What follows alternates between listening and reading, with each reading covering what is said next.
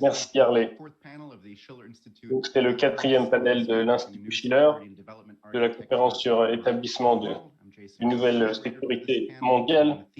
Je suis Jason Ross et le thème ici, c'est le développement. Nous allons entendre parler des initiatives de l'Institut Schiller, en particulier l'opération Ibn Sina, qui veut créer au niveau mondial les infrastructures nécessaires pour une santé de haut niveau pour tous les êtres humains sur cette planète.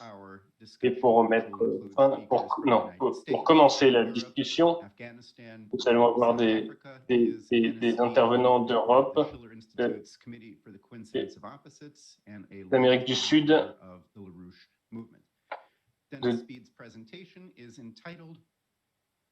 et d'Afghanistan.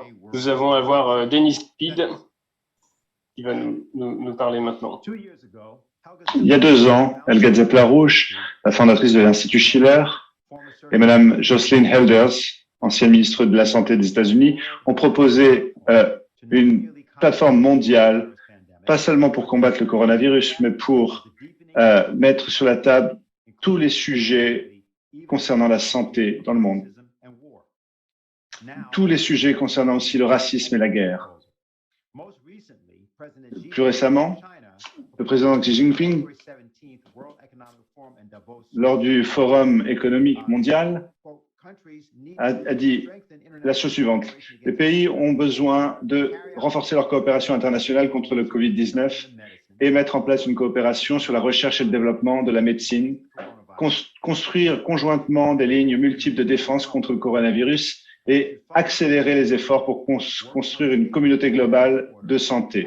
Nous devons suivre la tendance de l'histoire, travailler pour un ordre international plus stable et pour des valeurs humaines communes et construire une communauté pour un destin partagé de l'humanité. Nous devons choisir un dialogue plutôt que la confrontation. Et dans un essai de 2001 de Lyndon LaRouche, LaRouche dit les moyens de défense biologique nationale, principalement, ceux notamment sur la santé, sont essentiels pour améliorer la défense et l'augmentation de la durée de vie de la population. Cela inclut non seulement l'eau potable, mais aussi l'amélioration de la fourniture d'énergie par personne et par kilomètre carré. Ça inclut notamment les transportations publiques améliorées. La caractéristique pivot du rôle de ces professions médicales dans les hôpitaux généraux, dans l'hôpital, doit fournir les institutions. Donc aussi, notamment, l'enseignement de l'hôpital public de ce type doit être intégré, c'est-à-dire la mise en place d'un système d'éducation pour la santé publique. Donc, Jocelyn Elders avait notamment écrit une lettre ouverte en disant « Nous devons éduquer les gens de telle manière à ce que la science puisse surpasser les superstitions. Et nous devons absolument nous opposer à une dynamique destructrice aujourd'hui. Il faut absolument un système d'éducation unifié pour éduquer toute la population.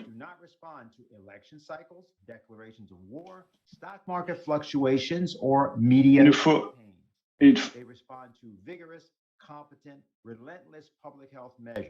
aujourd'hui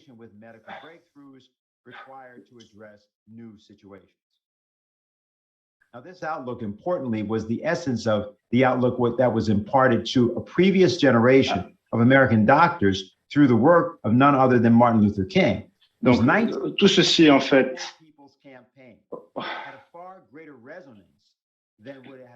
donc tout ceci a une résonance par rapport à tout ce que Martin Luther King avait pu développer, notamment dans le mouvement des droits civiques.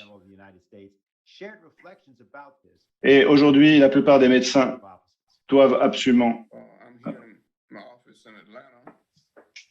which is on the campus of Morehouse School of Medicine. And I went to college here at Morehouse College. And in the early 1960s, became involved in the student movement. And so that student movement did a lot to motivate me for my career in medicine, because I didn't come to school to go to jail, but many of us ended up in jail. Some of us even in prison, not just for the sake of getting arrested or what have you, but because we believe Parce que nous croyons que nous avons une responsabilité de rendre le monde un endroit meilleur. Et moi, je suis venu à Atlanta. On ne pouvait pas à l'époque travailler. Et on s'est battu, en fait. On savait que les choses allaient changer. Et vous imaginez, Atlanta, aujourd'hui, c'est une place où il fait bon vivre. Mais on a dû se battre des défis extraordinaires de comment les gens avaient été vus, les droits des uns et des autres. Il n'y a pas toujours eu les droits pour tous. Beaucoup d'activistes, ils nous ont poussés à faire des choses qui nous ont poussés en prison, mais nous, ce n'est pas l'objectif d'aller en prison. L'objectif, c'était de changer les choses, d'encourager les gens à militer pour leurs droits. Et l'importance de se lever quand nos droits sont bafoués, stand up for your rights, donc de se mettre debout quand nos droits sont bafoués, comme Martin Luther King l'a constamment répété et comme il l'a constamment fait. Et il y a eu beaucoup de leaders comme ça de ce charisme, qu'on ne peut rien considérer comme acquis dans la société. Et on doit constamment continuer à travailler pour protéger la vie d'autrui et faire de ce monde meilleur.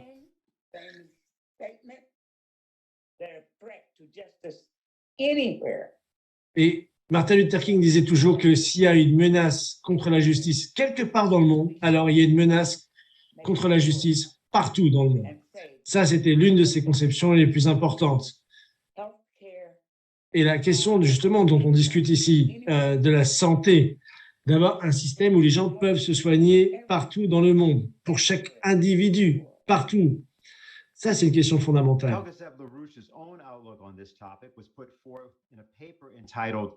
Donc, Helga a écrit un texte qui s'appelle La nouvelle vision, la vision d'un nouveau paradigme, selon Gandhi, Martin Luther King et les activistes non violents.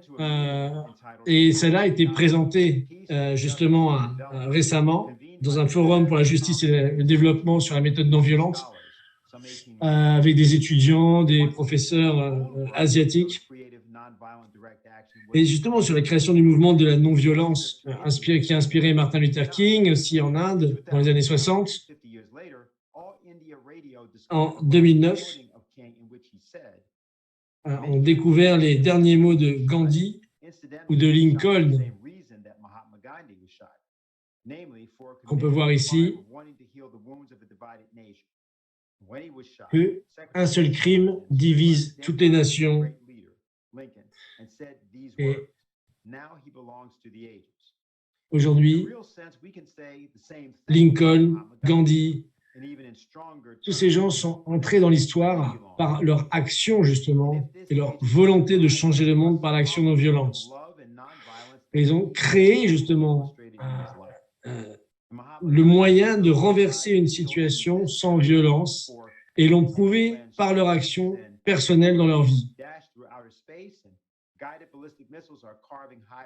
Et aujourd'hui, les missiles balistiques qu'on envoie à travers la stratosphère et qui peuvent annihiler toute une partie de la planète en quelques secondes, tout le monde sait qu'on ne peut pas gagner une guerre aujourd'hui. C'est pour ça que la non-violence est devenue le concept par essence qui peut permettre à l'humanité de continuer à coexister.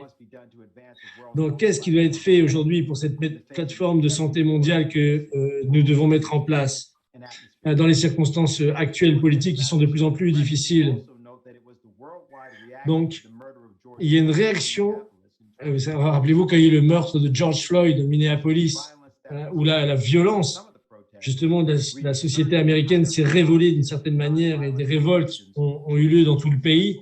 Justement, il aurait fallu adopter ce mouvement de non-violence à l'époque, ce qui a été fait en partie. Et justement, cette conception de la coïncidence des opposés, de voir que par-delà la violence perpétrée par la police contre les Noirs américains, il y avait une possibilité de dialogue et de sortie si on adoptait justement la vision philosophique de Gandhi ou de Martin Luther King. Donc cela peut amener à des grandes révolutions. Et 5 jours avant son assassinat, Martin Luther King faisait encore des discours très célèbres. Je suis sûr que la plupart d'entre vous ont vu de cet Irving qui s'est fait arrêter. Cette nouvelle s'appelle Rip Van Winkle, quand il va sur la montagne et il a une photo du roi George III d'Angleterre. Et quand il vient 20 ans plus tard avec la figure de George Washington, le premier président des États-Unis. Voilà. Et ça révèle que justement, ce qui nous frappe, c'est que l'histoire n'est pas justement fixée et qu'on peut on peut être une colonie à un certain moment. Et 20 ans plus tard, il y a une révolution qui s'est basée. On n'a plus le drapeau, la photo de George III d'Angleterre, mais la photo de George Washington. Et c'est ça qui suscite l'enthousiasme, cette capacité à vivre une révolution. Et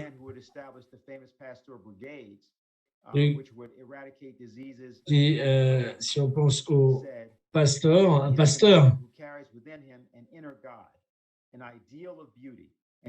il parlait de l'idée de beauté, Louis Pasteur, donc sur l'optimisme, ce qu'il appelle l'optimisme, c'est le Dieu intérieur. L'enthousiasme, qui en grec veut dire le Dieu intérieur, c'est que heureux est l'homme qui justement a en lui l'enthousiasme, l'idéal de beauté et qui lui obéit. L'idéal dans l'art, l'idéal dans la science, l'idéal dans les pères fondateurs. C'est ça qui est le vrai enthousiasme, le moteur intérieur de tout homme heureux. Et que tout ça vaut tous les comportements arbitraires qui sont à l'opposé de cet idéal que portait Gandhi, Martin Luther King et autres aujourd'hui. Le désir d'élever la population, de sauver les gens à l'échelle internationale. Comme le Dr King l'a dit, un jour, on devra être devant le Dieu de l'histoire et regarder les choses que l'on a fait dans notre vie. On devra dire, voilà, on a construit des ponts gigantesques pour traverser les mers, on a construit des ponts gigantesques pour toucher le ciel. Mais le Dieu de l'histoire dira, mais c'est pas énorme, c'est pas suffisant. Moi, j'avais faim et personne ne m'a nourri. J'étais nu et personne ne m'a donné des vêtements. Je voulais avoir un système décent pour vivre dans ma maison hygiénique et personne ne m'a fourni des couvertures ou de l'hygiène. Donc, vous ne pouvez pas entrer au royaume de la grandeur parce que vous n'avez pas ces choses-là. Ça, c'est la question auquel fait face les États-Unis aujourd'hui. Que posait Martin Luther King. Vous pouvez faire les plus grandes choses du monde, mais si vous ne laissez pas votre frère, voilà. Merci beaucoup, Denis. Donc maintenant, on va donner la parole pour continuer notre conversation sur l'opération Avicenne, l'opération Ibn Sina. Madame donc qui a proposé cette initiative, la présidente de l'Institut Schiller, et qui est avec l'ingénieur Daoud Azimi, qui est le membre du Front pour la paix nationale en Afghanistan. Je donne la parole à Elga. Simplement faire une remarque à propos de l'opération Avicenne, Ibn Sina. Comment cela est venu? C'est-à-dire, c'est quand l'OTAN a quitté l'Afghanistan en panique en août dernier, tout le monde savait que 80% de la population, que la population afghane, que l'aide venait, 80% des aides venaient des pays étrangers. Et quand les talibans ont repris le pouvoir, évidemment, l'Occident a coupé toutes les aides et gelé les actifs du pouvoir afghan de l'époque. Ça veut dire que tous les moyens financiers des banques centrales, il n'y avait plus d'argent dans les banques, les gens ne pouvaient plus retirer d'argent, ne pouvaient plus faire venir d'argent de l'extérieur, et on savait que le pays allait plonger dans le chaos total.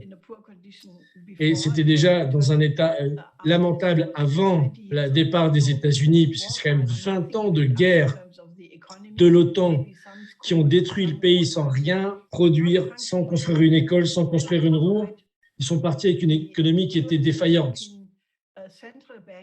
Et les banques centrales ont gelé, tout simplement, tous les actifs 9 milliards de dollars qui appartenaient au peuple afghan.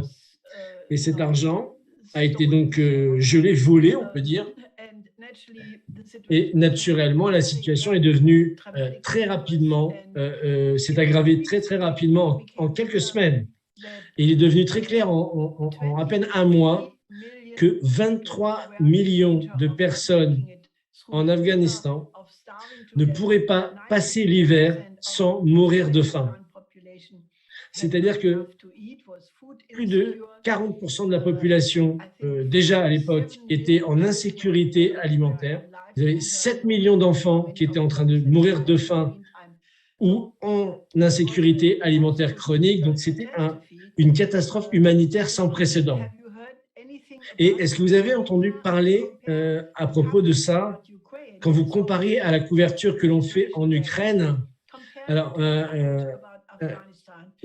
si on compare par rapport à ce qu'on dit sur l'Afghanistan, vous avez plus de 50% de la population qui sont toujours aujourd'hui en danger mortel par rapport à la situation dans laquelle on les a mis. Et donc, c'est pour ça que j'ai appelé à cette opération Avicenne. L'idée à la base, c'était d'essayer d'alarmer la population mondiale qu'il fallait immédiatement de l'aide humanitaire pour que les organisations internationales soient encore plus aidées et de construire rapidement un projet économique d'infrastructure au niveau agricole, industriel, pour remplacer la production de l'opium, qui a été la base de l'économie ces 20 dernières années. Et bon, certains, on a avancé, mais nous, on n'a pas été surpris, mais à la surprise générale, ils ont interdit cette semaine toute la production d'opium sur leur territoire,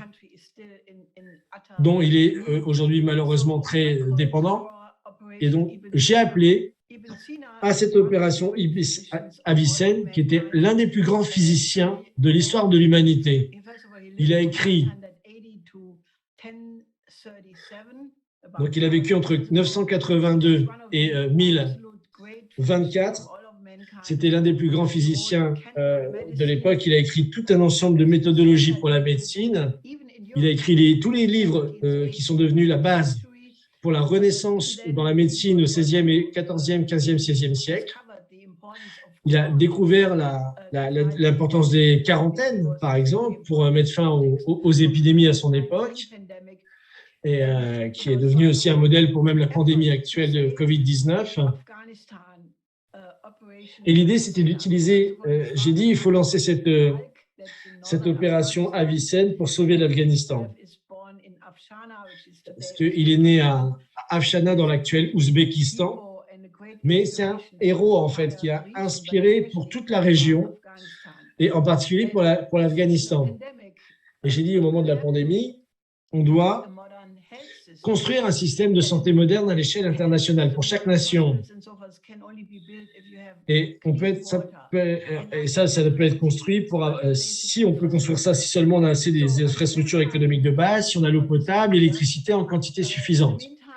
Et donc, je dois dire qu'Avicenne était également un grand philosophe.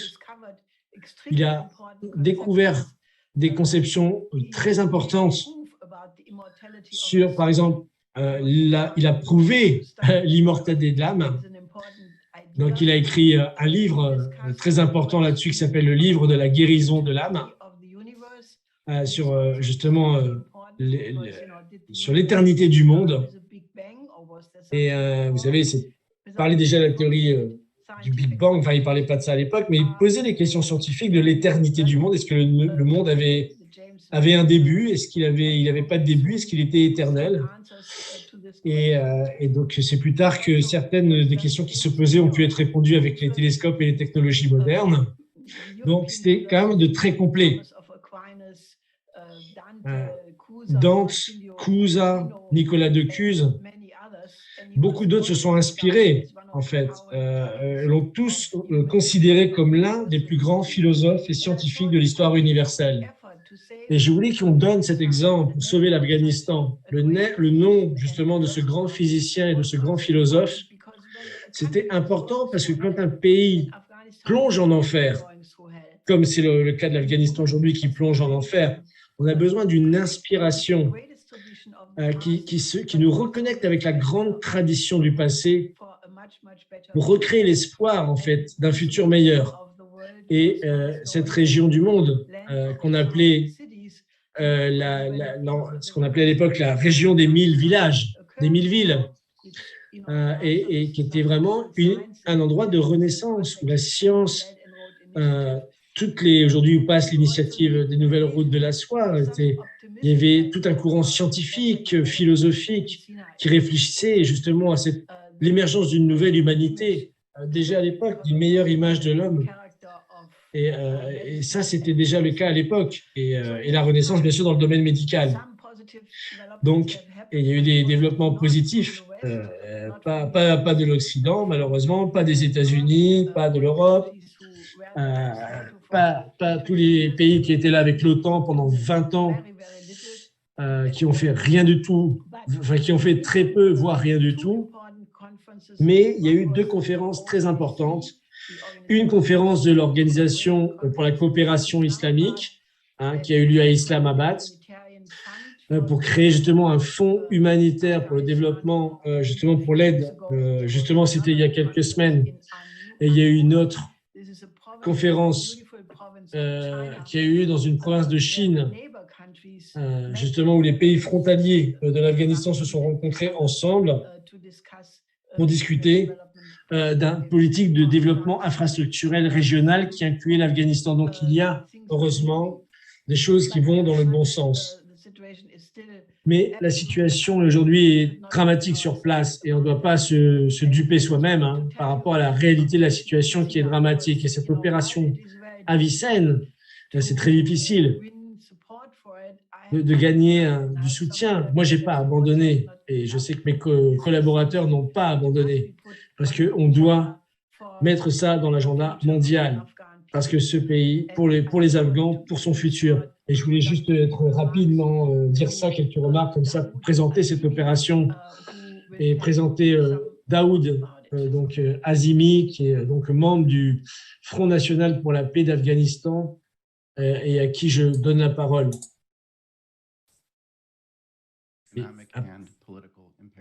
Donc, ce sera sur l'impératif de révolution économique. Bonjour, assalamu alaikum, que la paix soit avec vous. Salutations du Front National de paix afghan à l'Institut Schiller et aux participants à la conférence.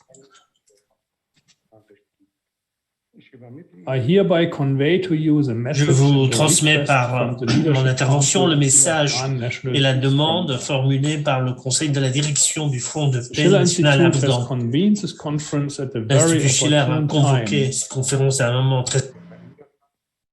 Because on the one hand, the global situation has changed, and on the other hand, developments in Afghanistan have great impact on our region and the world. Ladies and gentlemen, the current world is a hotbed of conflicts that cannot be ignored. Some have resorted to violence, and others have tried to resolve them through peace and diplomacy.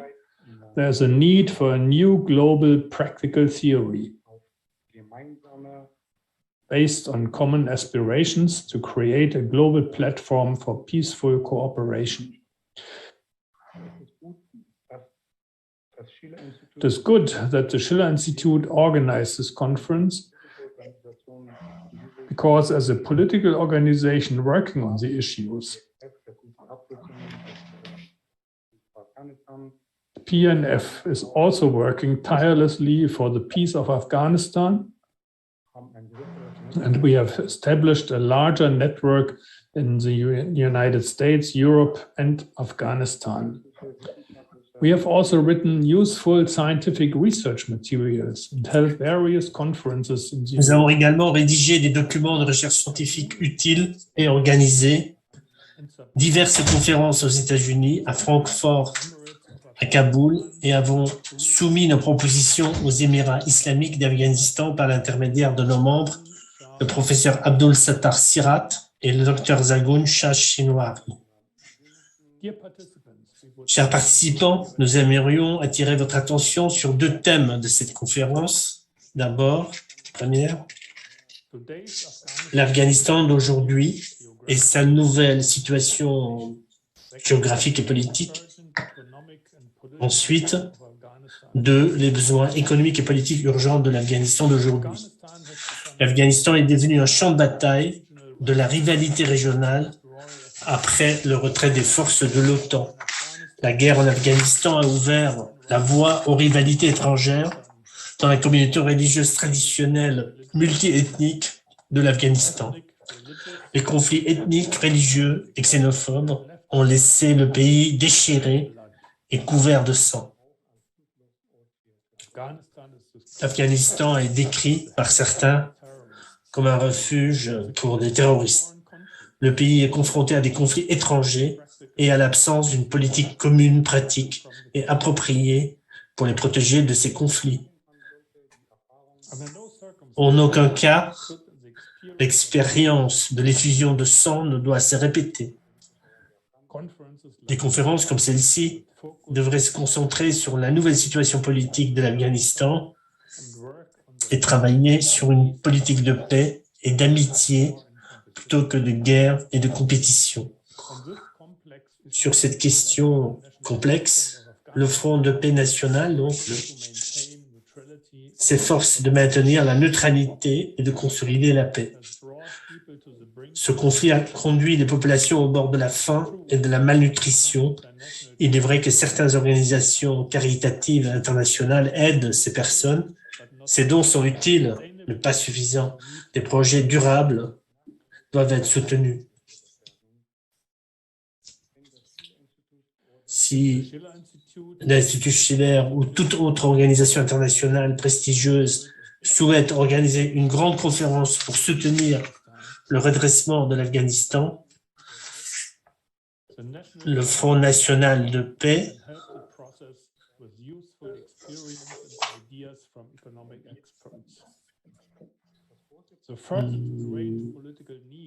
peut contribuer au processus en apportant l'expérience et les idées utiles des experts économiques. Le premier grand besoin politique du peuple afghan est la formation d'un gouvernement en Afghanistan qui corresponde à sa situation géographique forcée, à sa structure multiethnique, à ses caractéristiques nationales, à ses valeurs religieuses et culturelles, et qui préserve l'indépendance et la neutralité nationale. Je suis personnellement d'avis que la situation politique et économique actuelle de l'Afghanistan doit être davantage soutenue afin de parvenir à une paix durable. Enfin, je tiens à remercier l'Institut Schiller de nous avoir permis de participer à cette conférence et j'espère que cette coopération se poursuivra à l'avenir. Sincèrement, le Conseil central du Front de paix national afghan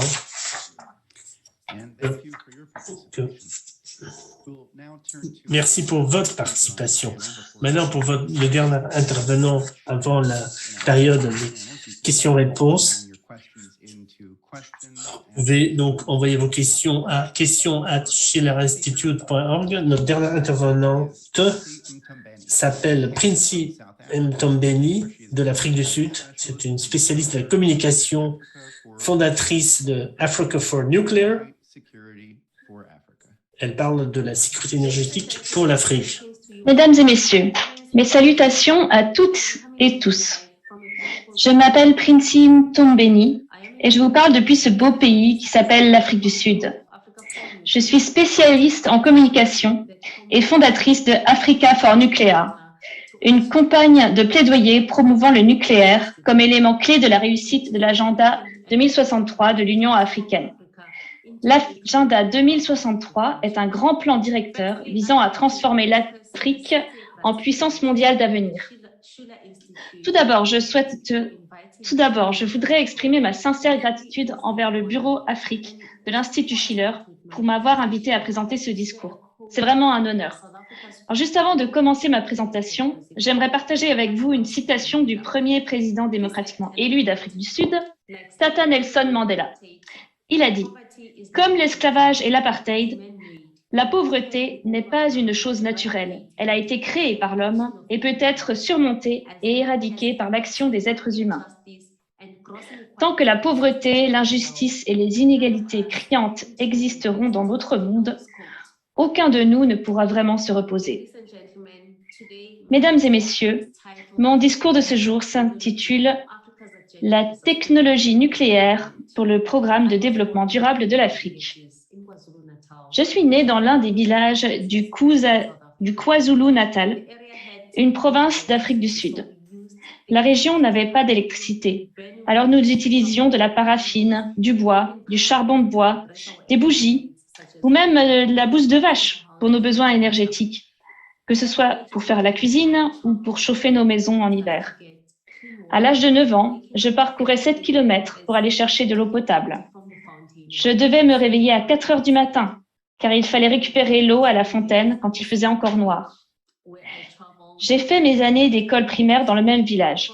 Alors que je devais parcourir 4 km pour aller à l'école en traversant la rivière, j'étais obligée de faire mes devoirs juste avant le coucher du soleil, car à la maison, nous avions peu de bougies. Pourquoi est-ce que je vous raconte cette histoire? Pour que vous compreniez la vie d'un Africain typique. Même si pour beaucoup d'entre nous en Afrique du Sud, la situation a changé, pour beaucoup d'Africains, elle reste la même. La pauvreté énergétique est encore très élevée dans les 55 pays africains. On estime que plus de 640 millions de personnes en Afrique n'ont toujours pas accès à l'électricité et vivent donc encore dans le noir. Ces chiffres viennent de la Banque africaine de développement. Je parle du continent qui abrite près d'un 1/5 de la population mondiale, mais qui représente moins de 4% de la consommation mondiale d'électricité. Mesdames et messieurs, je voudrais vous donner quelques exemples simples montrant la réalité à laquelle certains Africains sont confrontés. Une bouilloire utilisée 2 fois par jour par une famille en Grande-Bretagne consomme 5 fois plus d'électricité qu'une personne au Mali en 1 an. Un Éthiopien met 87 fois plus de temps à consommer 150 kWh d'électricité qu'un Britannique. Un Tanzanien met 8 ans à consommer ce qu'un Américain consomme en 1 mois en termes d'électricité. Un congélateur aux États-Unis consomme 10 fois plus d'électricité que ce que ne consomme un habitant du Libéria en 1 an. C'est ça, vraiment, la vraie réalité de l'Afrique. Donc l'accès à l'énergie est crucial, non seulement pour améliorer la santé et l'éducation, mais aussi pour libérer le potentiel économique de l'Afrique et ainsi sortir de nombreuses personnes de la pauvreté. Je pense qu'il y a un autre domaine que nous devrions sérieusement envisager d'explorer en tant qu'Africains. C'est la médecine nucléaire. Actuellement, l'Afrique du Sud est le seul pays du continent à disposer de ses propres moyens de production de radioisotopes et de commercialisation de radiopharmaceutiques. Tous les autres pays africains importent encore leurs radiopharmaceutiques, essentiellement depuis l'Europe. Donc, la médecine nucléaire est insuffisante en Afrique. Dans certains pays, les patients doivent parcourir des distances incroyables pour accéder aux soins. J'aimerais voir les gouvernements déployer des efforts pour augmenter le nombre de ces installations à travers le continent, et ce, dans un avenir proche.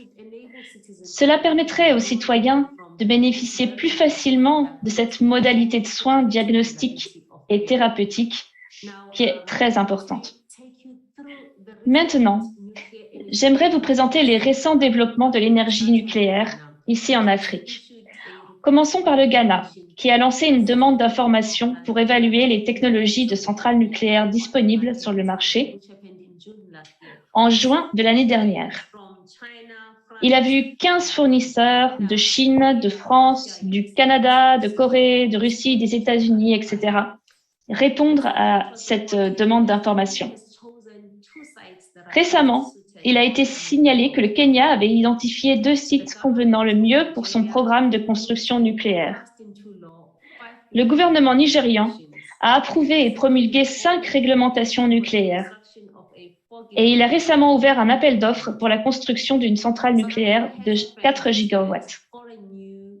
L'Afrique du Sud a confirmé ses plans pour une nouvelle centrale nucléaire de 2500 mégawatts, avec l'intention de finaliser le processus d'approvisionnement d'ici 2024.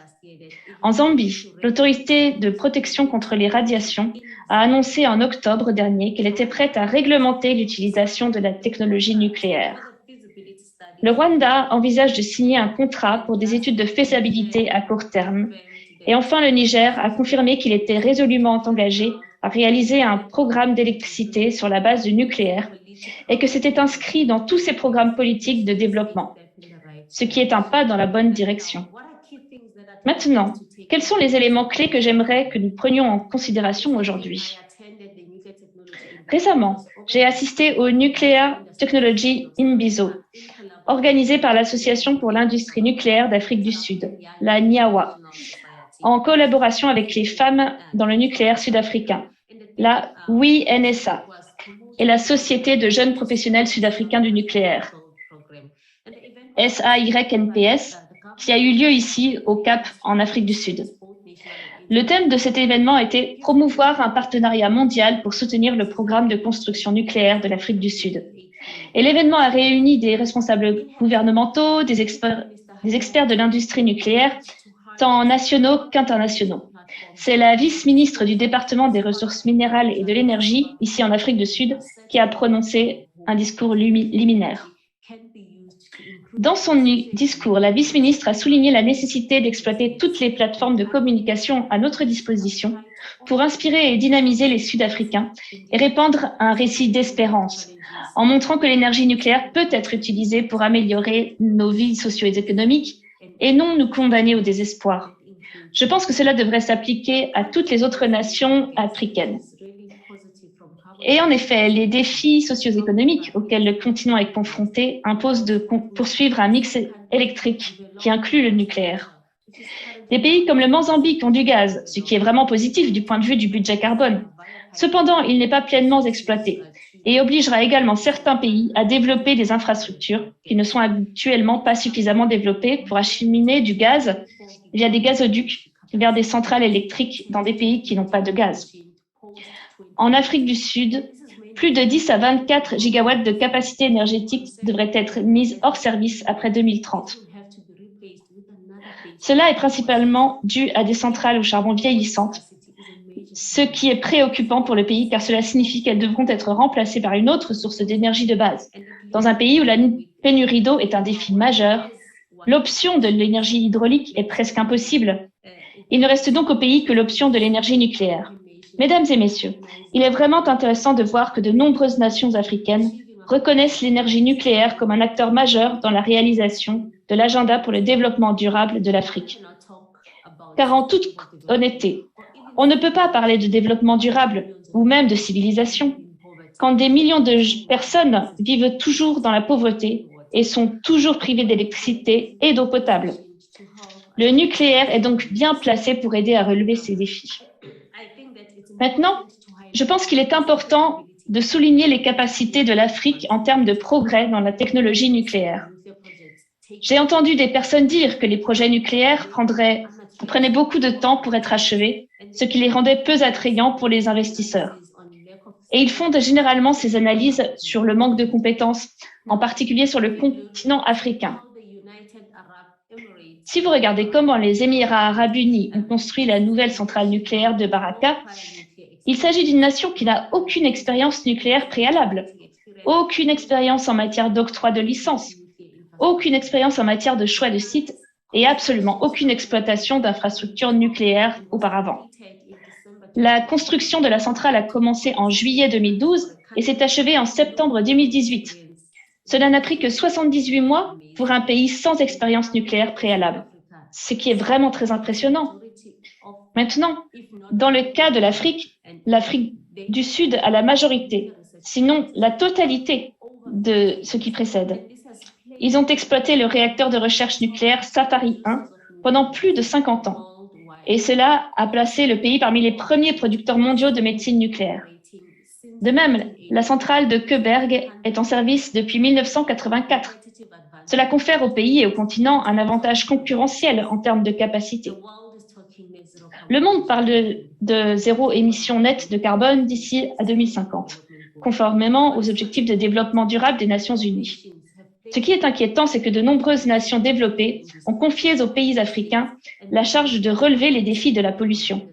Et ces nations persuadent nos dirigeants d'éliminer progressivement les combustibles fossiles, en particulier le charbon, dans nos pays. Et pourtant, ils ne l'ont pas fait dans leur propre pays. Ce qui est encore pire, c'est qu'ils nous dictent le type de source d'énergie renouvelable que nous devons mettre en œuvre, et ils le font par le biais de conditions de financement. Et les sources habituellement recommandées sont l'éolien et le solaire. Je n'ai absolument aucun problème avec l'éolien et le solaire. Toutefois, ces technologies ne résoudront pas à elles seules le problème du manque d'infrastructures et de développement de l'Afrique. Et si je suis également d'avis qu'il faut s'attaquer au problème de changement climatique, cela ne doit pas être au détriment des Africains pauvres. Il est injuste d'imposer des restrictions aux choix énergétiques des pays pauvres qui sont continuellement piégés dans un état de pauvreté, de défis socio-économiques importants et de sous-développement. Mesdames et messieurs, en guise de conclusion, je voudrais affirmer que le temps viendra où l'Afrique utilisera beaucoup plus d'énergie. En attendant, surtout en Afrique du Sud, le charbon est notre énergie actuelle, tandis que le nucléaire est l'avenir. C'est pourquoi je voudrais appeler le monde à nous aider à construire des centrales nucléaires qui sont essentielles pour la sécurité énergétique et les avantages économiques, ainsi que pour faire face aux problèmes de changement climatique. L'Afrique en a tout simplement assez d'être dans le noir. Et je pense qu'il est temps pour nos dirigeants de prendre des mesures décisives et d'inverser le cours des choses afin d'alimenter l'Afrique en énergie, d'accélérer le rythme de la transformation économique et de favoriser l'industrialisation indispensable à la création d'emplois. L'agenda 2063 de l'Union africaine vise à transformer l'Afrique en une puissance mondiale de l'avenir. Par conséquent, sans résoudre le déficit énergétique, ni la croissance économique, ni le développement durable et l'amélioration du bien-être des citoyens ne seront possibles. Et je pense que le moyen efficace de résoudre la pénurie d'énergie sera l'introduction de centrales nucléaires dans de nombreuses régions d'Afrique. C'est la seule façon pour le continent de réaliser son aspiration à une Afrique prospère, fondée sur une croissance inclusive et un développement durable. Cette Afrique que nous voulons. Je vous remercie pour votre temps et une fois encore, ce fut un honneur absolu de prononcer ce discours. Je vous souhaite une excellente journée. Merci à vous. Nous allons maintenant commencer la période de discussion, la séance de discussion. Donc, si vous voulez poser une question à l'un des orateurs, vous pouvez l'envoyer à conférence@institutschiller.org.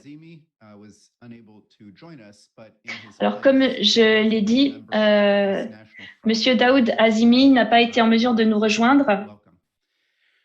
So, Helga, let's turn to you first if you have any reflections on this panel as a whole, and then we'll turn to some of the questions. Helga, est-ce que tu as des réflexions à propos du thème de ce panel en général? Je suis très inspirée par la dernière présentation de Prince, car je suis totalement d'accord que, vous savez, quand Xi Jinping était à la conférence des BRICS, il y a quelques années, en Afrique du Sud, il a dit que le futur de l'Afrique était le plus important, car l'âge moyen des gens là-bas était très bas. Et en 2050, l'Afrique aura plus de 2,5 milliards d'habitants. Donc, comme Prince a dit, le plus important, c'est permettre un développement et de permettre à toutes ces jeunes personnes d'avoir une bonne éducation et de créer des millions d'emplois et des emplois productifs. Je voudrais dire que l'Afrique a le potentiel d'être la nouvelle Chine, mais aux caractéristiques africaines.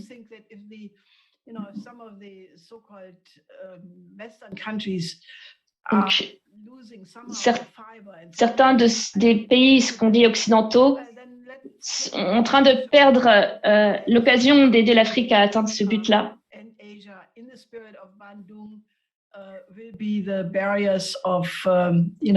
Mais l'Afrique est en train de reprendre le flambeau du mouvement des pays non alignés. Merci beaucoup, Madame Larouche. Donc, je vais poser quelques questions. One is, this comes in from Norway. Donc, une question qui vient de Norvège. Chaque être humain sur notre planète a le droit à être nourri, à un toit, à la santé, à l'éducation. Ça, c'est un droit universel, peu importe la nationalité.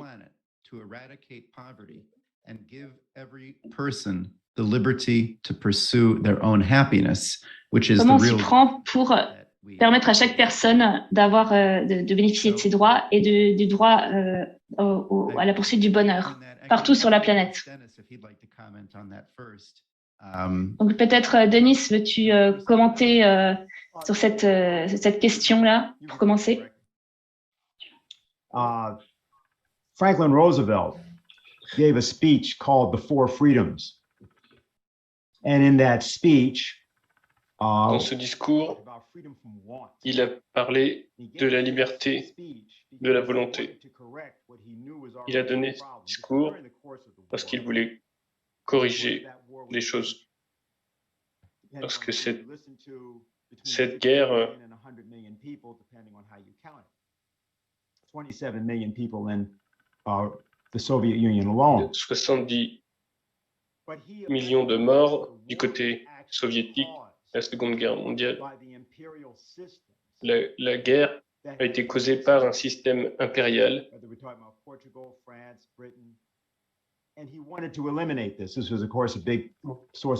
Il voulait éliminer ce système impérial. Donc, l'idée de la liberté de la volonté.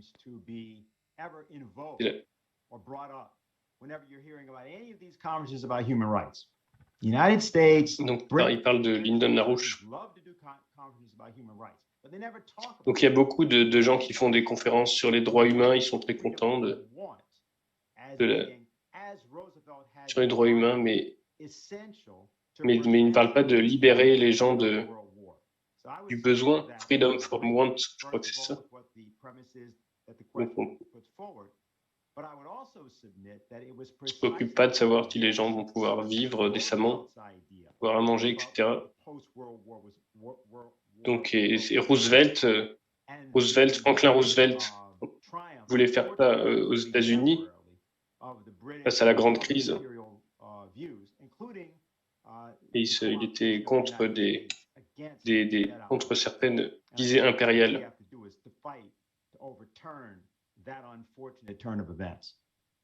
Je pense qu'il faut avoir ça à l'esprit pour changer les événements. Merci. Alors maintenant, je vais me tourner vers Minwise Kopal, qui en fait représente le parti afghan. Si vous pouvez répondre à cette même question.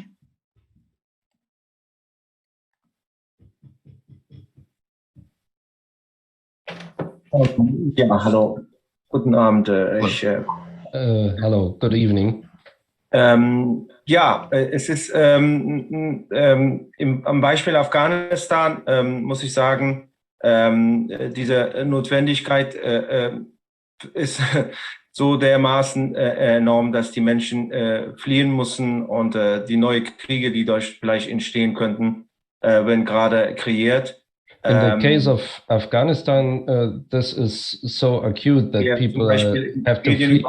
Bekommen, Afghanistan befindet sich in einem militärischen Konflikt gerade mit Pakistan, wo ein pakistanischer Hubschrauber beschossen worden ist, General verletzt worden ist und die Situation der Afghanen eskaliert. Und das ist Situation ist nicht schön, was gerade ist. Und wir wissen nicht, wie sich dann die Situation entwickelt. Und ja, die Notwendigkeit der Ressourcen und die natürlich immer knapper werden und die dazu führen, dass die Menschen sich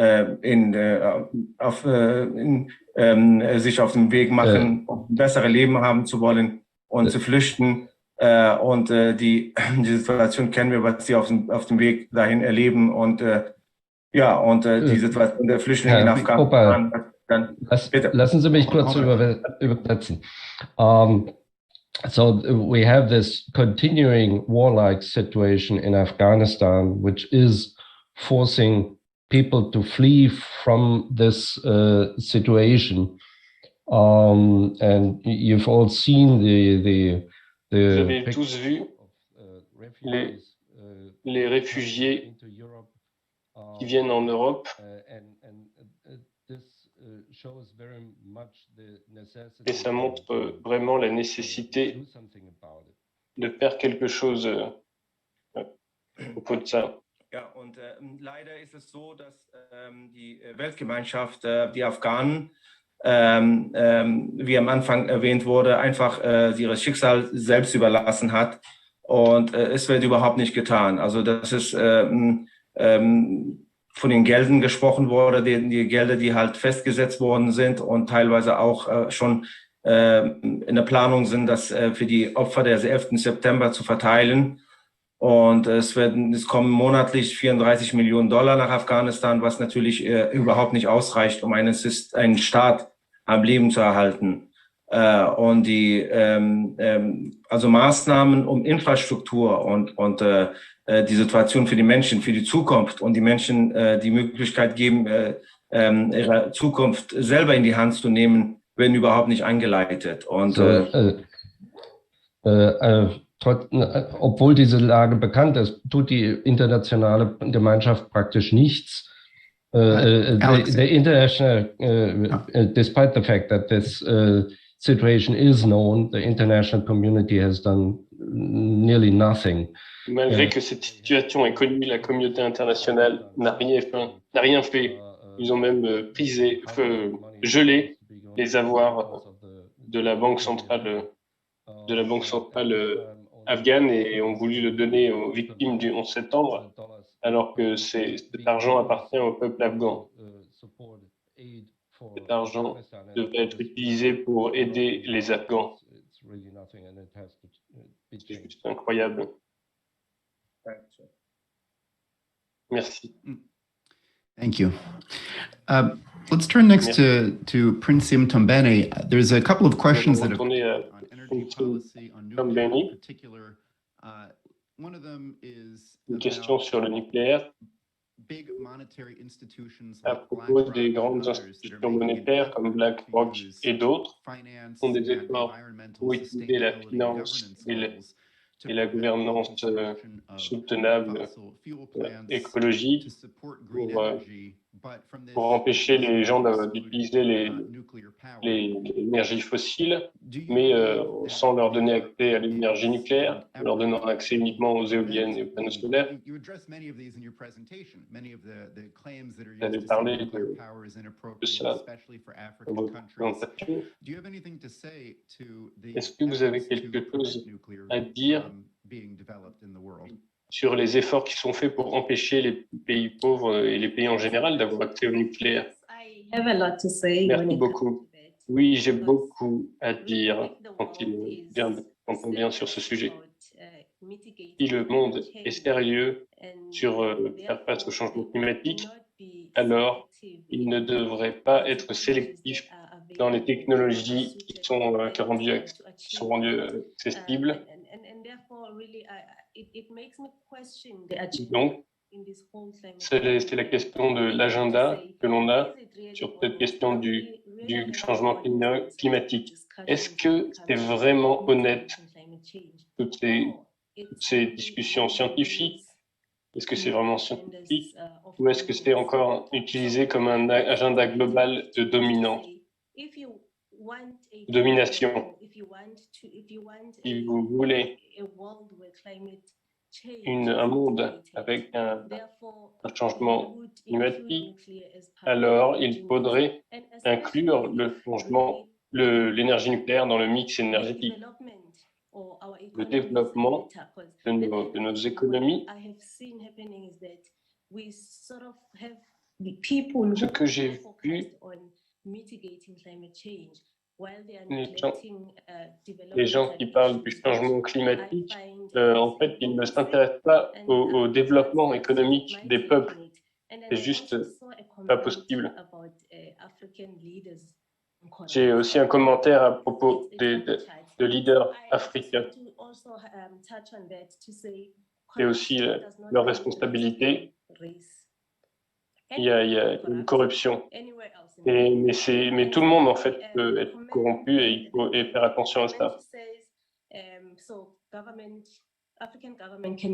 Les gouvernements africains, il y a des gens qui disent que les gouvernements africains ne peuvent pas gérer le nucléaire.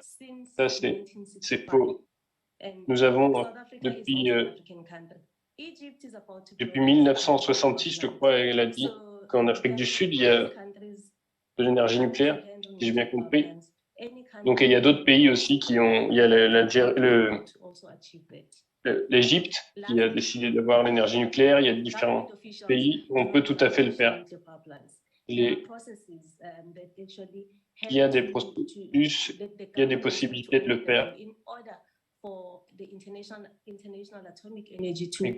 Les gouvernements doivent aller vers l'énergie nucléaire pour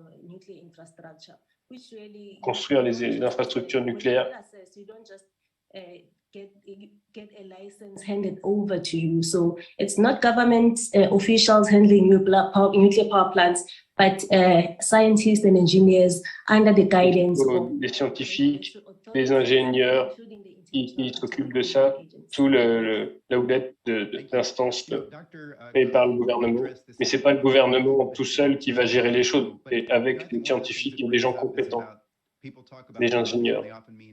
Donc, quand on parle de corruption, on parle de corruption administrative, mais il y a la corruption dans l'intention des institutions comme la Banque mondiale, le FMI, l'OTAN, l'intention de ces institutions. Ça, c'est une grande corruption. Et laissez-moi vous poser une question qui vient de Étienne en France. Dit, je suis surpris que dans les discussions sur mettre l'humanité dans la direction du progrès, aujourd'hui, dans la conférence, nous n'avons pas parlé d'un vrai ennemi qui sabote tous les pays, qui peut mettre une nouvelle guerre mondiale. En fait, je veux dire le malthusianisme, l'oligarchie, le malthusianisme qui touche la dépopulation.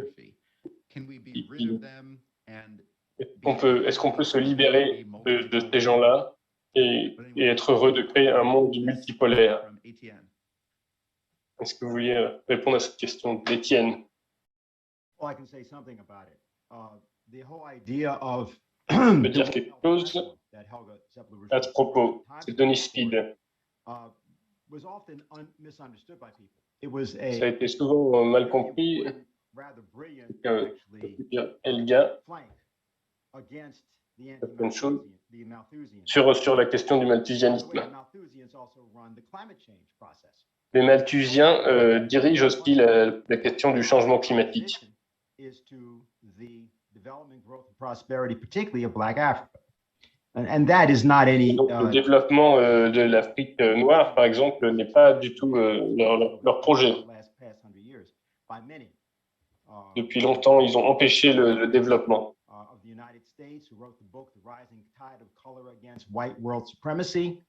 And who was the originator, by the way, of the term Untermensch, as in Untermenschen, that did not originate in Germany. Le terme Untermensch, sous-homme, de Untermensch, donc de l'Allemagne nazie. En fait, ce terme existait déjà aux États-Unis, en fait, avant d'être développé en Allemagne. Donc, il y a une volonté malthusienne déjà avant dans nos élites.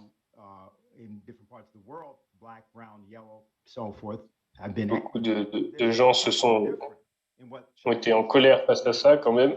Et la Chine a fait des choses différentes.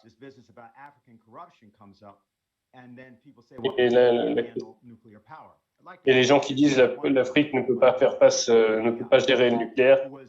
Je voudrais parler, moi, du coup, face à ça, de Cheikh Anta Diop, qui était du Sénégal, qui avait son laboratoire nucléaire à Dakar, dans l'après-guerre, donc il y a déjà bien longtemps.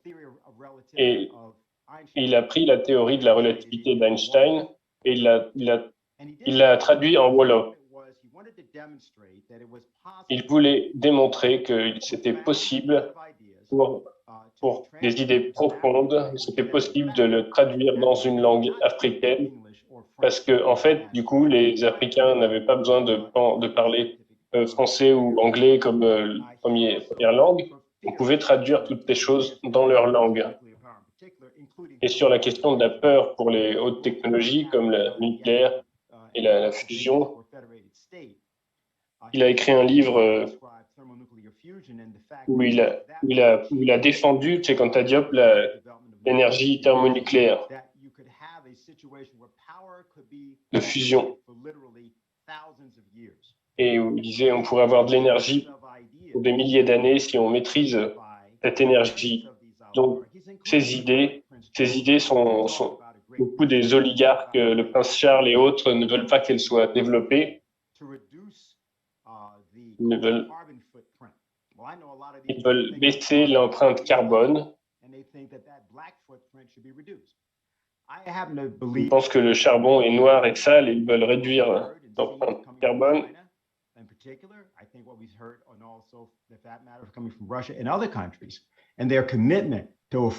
Et donc, il y a des pays, la Chine, entendu des choses de Russie, ils veulent combattre cette maladie du malthusianisme.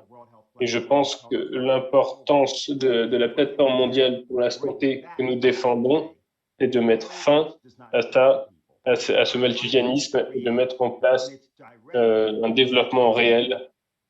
C'est non violent et c'est nécessaire. Merci.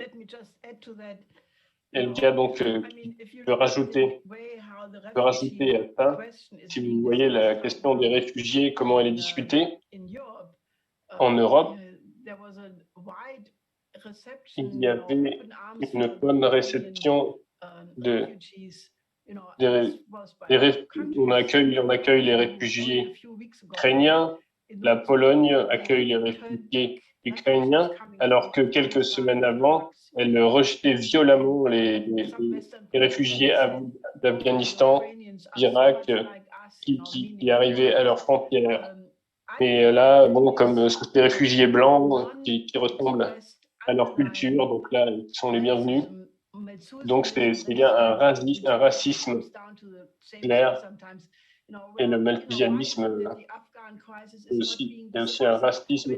Pourquoi est-ce que la crise afghane n'est pas discutée? Pourquoi est-ce qu'on...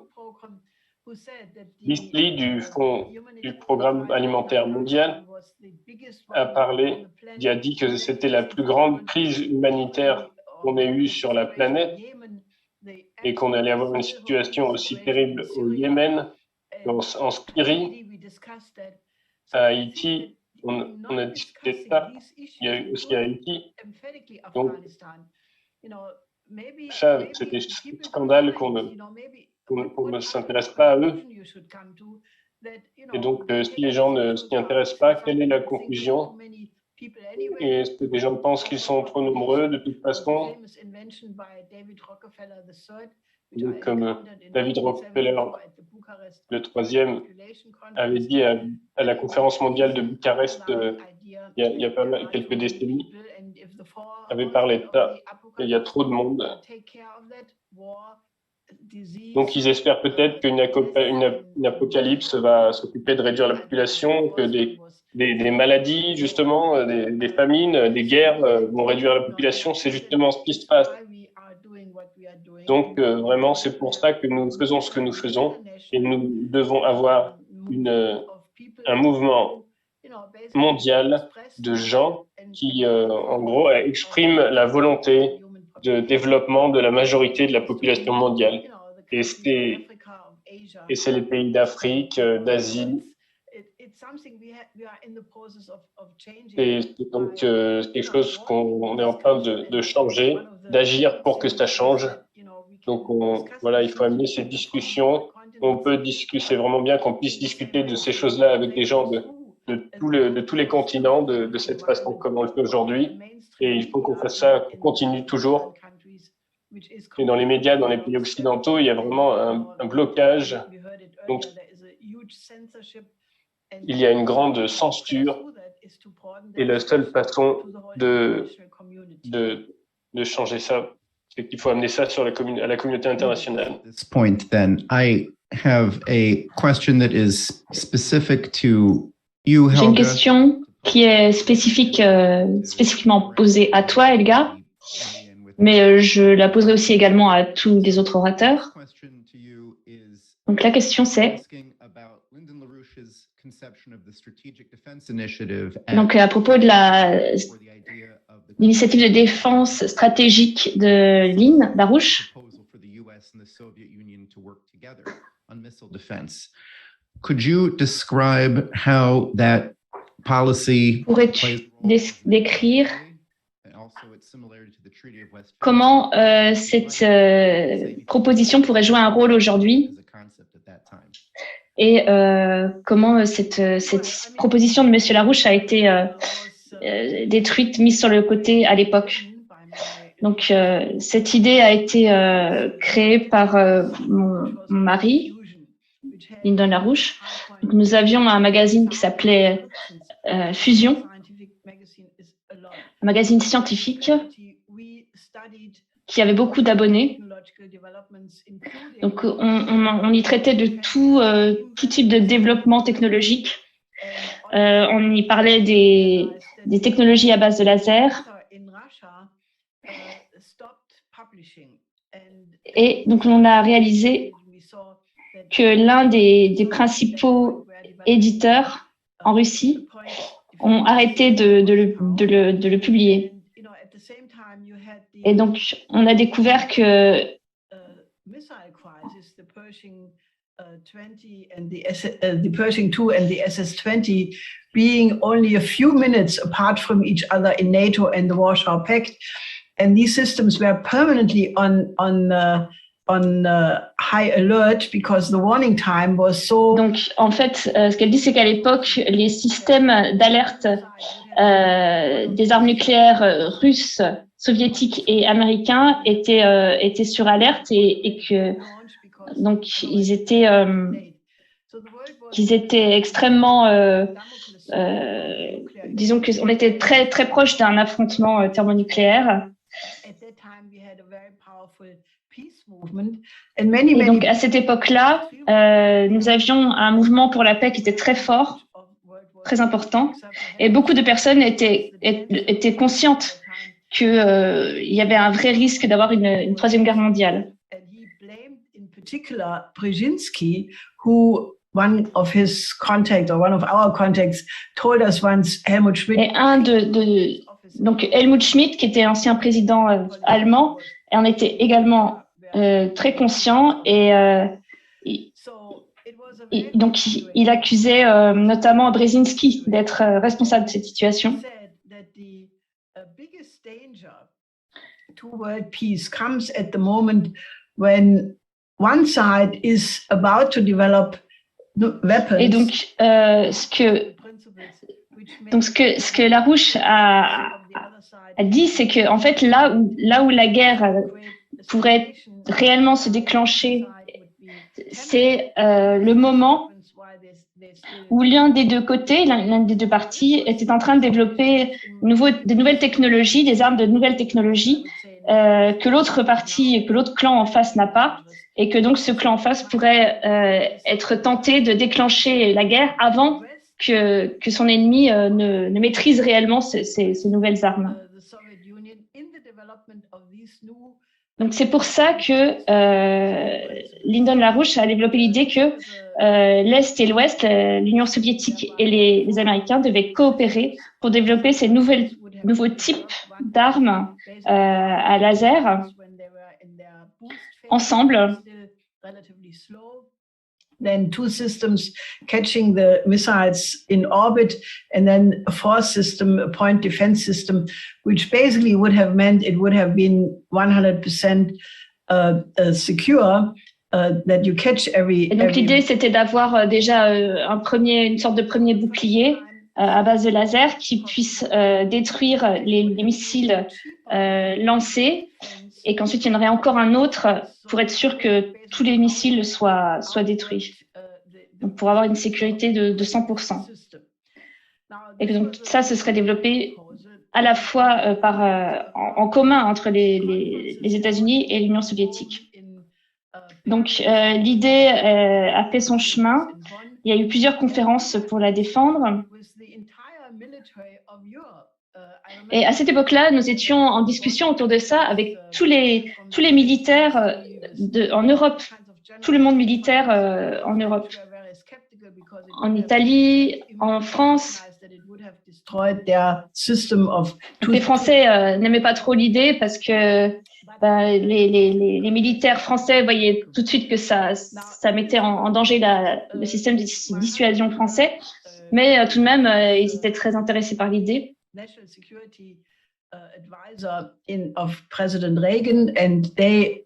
Donc mon mari a rencontré le conseiller à la sécurité pour la défense du pays de Reagan, et donc cet homme, donc le conseiller pour la sécurité de Reagan, a demandé à Lyndon LaRouche d'aller rencontrer les Russes pour les convaincre de cette idée. Donc ce qu'il a fait pendant 1 an. Nuclear weapons technologically obsolete. It went back and forth, and then. L'idée, c'était donc il a vu que les Russes étaient en train de développer d'investir pour développer ces technologies qui rendraient les armes nucléaires obsolètes. Et au bout d'1 an de dialogue.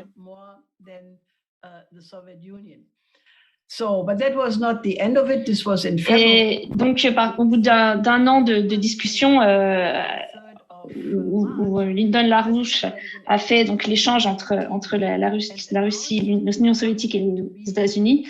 Donc Moscou a dit non parce que il estimait que les Occidentaux en fait tiraient plus de bénéfices de cette nouvelle technologie s'ils la développaient ensemble que l'Union soviétique.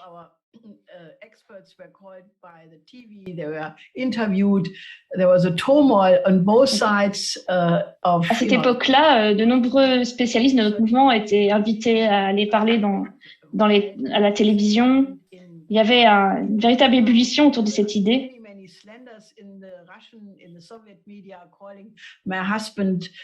Mais il y avait aussi beaucoup de calomnies qui étaient répandues dans les médias russes, donc contre mon mari, Lyndon LaRouche. Mais bon, les Russes, les médias, en fait, ont déformé cette idée d'initiative de défense stratégique en la transformant en une idée de guerre des étoiles. Comme si on allait faire la guerre dans l'espace, ce qui n'était pas du tout l'idée en fait.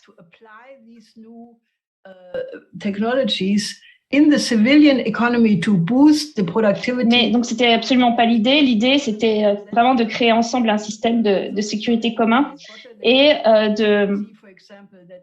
de réinvestir toutes les découvertes, les avancées qui seraient faites par ces projets-là dans l'économie civile, dans le civil. Et par exemple, cela aurait pu avoir des retombées énormes en agriculture. Et d'ailleurs, ça aurait permis un développement économique qui aurait d'ailleurs pu sauver l'Union soviétique. Donc, ce que mon mari avait proposé, c'était une idée totalement révolutionnaire. L'idée, c'était que, à la fois l'Ouest, les États-Unis, avec l'Europe et l'Union soviétique, développent ensemble ce système. Ça aurait permis un saut absolu dans la productivité de l'économie. Et donc, l'idée, c'était d'utiliser ce saut économique pour en fait opérer un transfert de technologie vers les pays du Sud pour leur permettre de se développer et arrêter de les utiliser comme des intermédiaires dans la guerre froide, dans l'affrontement entre l'Est et l'Ouest. L'idée, c'était de surmonter l'affrontement entre blocs et de permettre un développement commun et le décollage économique des pays du Sud. Donc, c'est la vision qui aurait pu permettre de surmonter la guerre froide. Et pendant 8 mois, ça a été la politique officielle du président Reagan.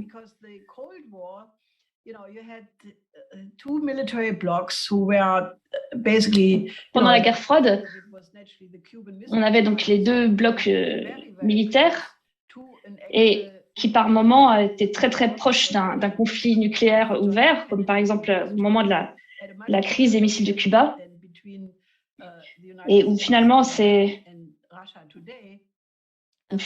des gens comme Khrouchtchev et Kennedy à l'époque avaient une compréhension bien plus grande de ça qu'aujourd'hui, les gens d'aujourd'hui. Et donc ça, ce genre de situation, vous ne pouvez la dépasser que par un développement commun, un développement mutuel. Et donc c'est pour ça que quand l'Union soviétique s'est désintégrée en 1991, donc on s'est battu pour l'idée du pont terrestre eurasiatique, avec l'idée que les centres industriels d'Europe soient connectés avec les centres industriels d'Asie et qu'on crée des couloirs de développement, des corridors de développement Est-Ouest entre ces deux pôles pour permettre le développement de tout ce qui était l'Eurasie, le continent eurasiatique. C'est une idée qui à l'époque n'a pas été reprise, mais qui a inspiré en fait la politique actuelle de la Chine d'une ceinture, une route, on pourrait appeler nouvelle route de la soie. C'est la même idée. La paix ne peut être achevée que par le développement.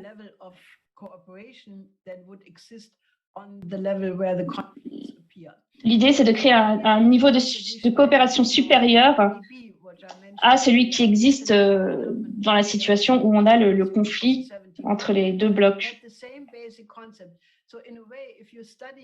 Donc,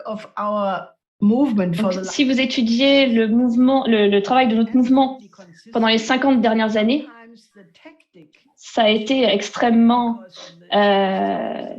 cohérent. Parfois, on a changé de tactique, mais notre engagement a toujours été le même. C'est qu'on doit surmonter, on doit combattre le sous-développement des pays des pays du Sud et que c'est la base de la paix. Merci Helga.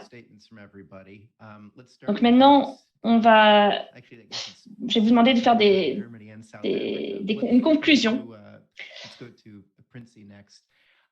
Let me just pose another couple questions that came in for you, but feel free to just respond in general to whatever thoughts you'd like. Je vais quand même vous poser avant quelques questions.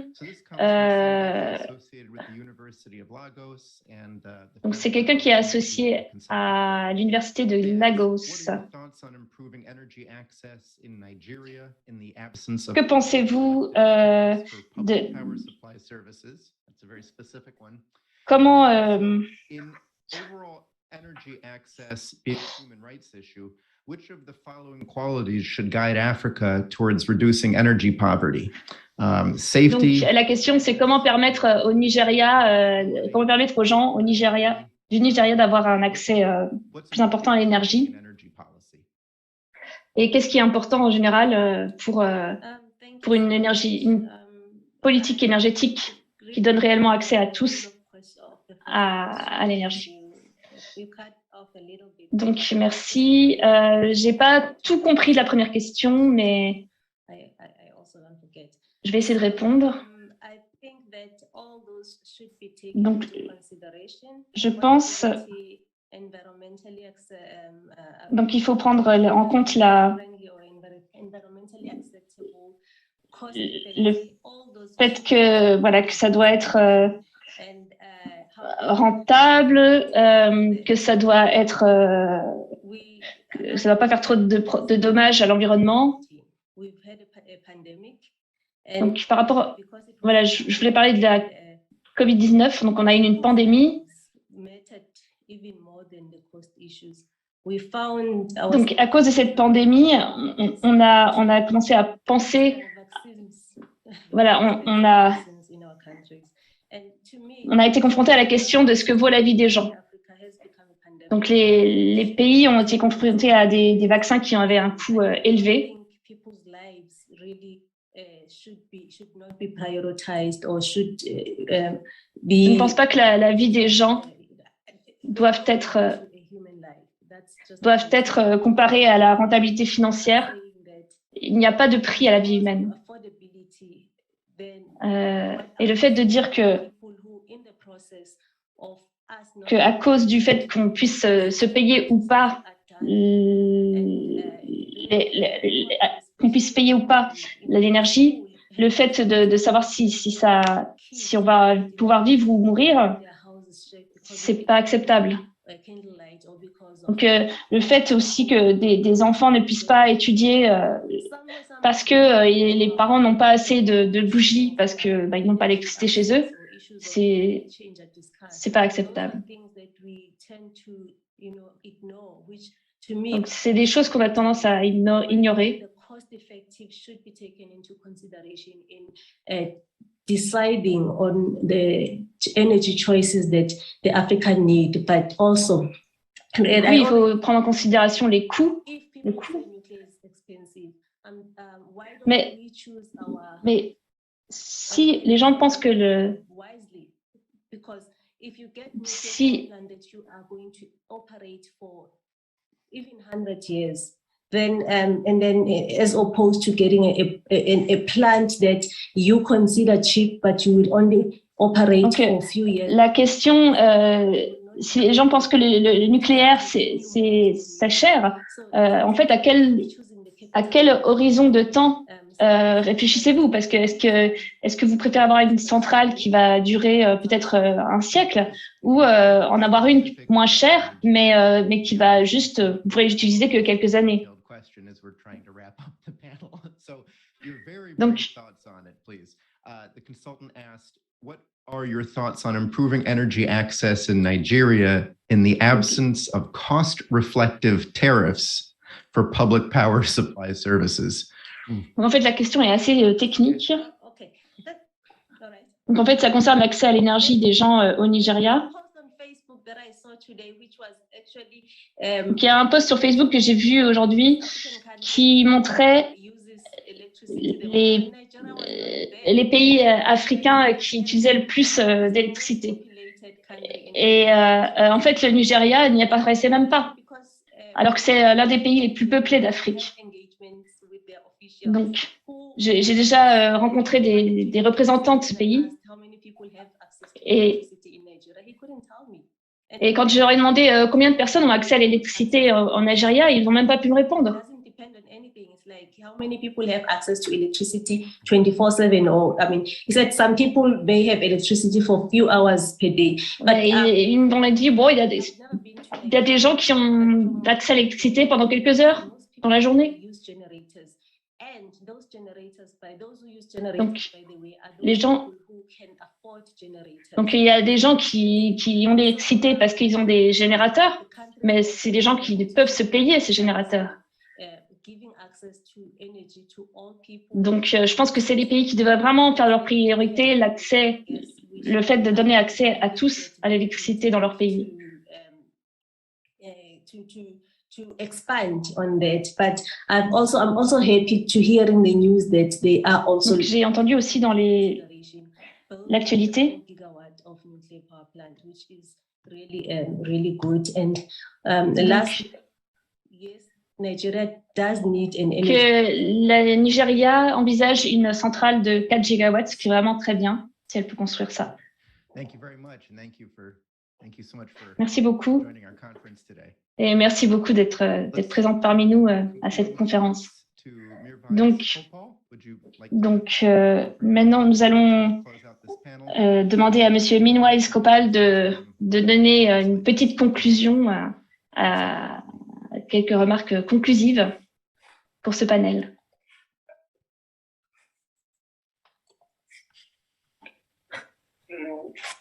Also wenn ich dann jetzt auf dieses Problem Energie und Versorgung.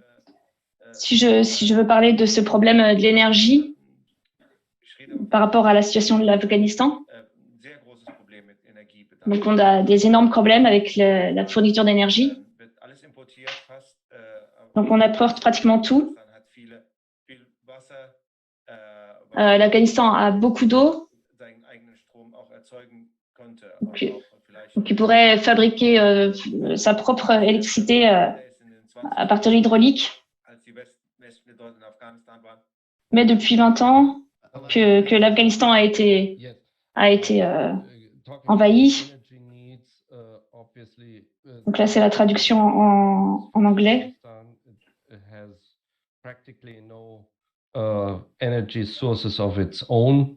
Effectivement, l'Afghanistan n'a pratiquement aucune source d'énergie interne au pays. Pratiquement tout est importé. Voilà. Et pourtant, le pays a beaucoup d'eau et cette eau pourrait être utilisée pour faire des barrages et donc fournir de l'électricité hydraulique. Mais depuis les 20 ans d'occupation du pays, rien n'a été fait pour ça.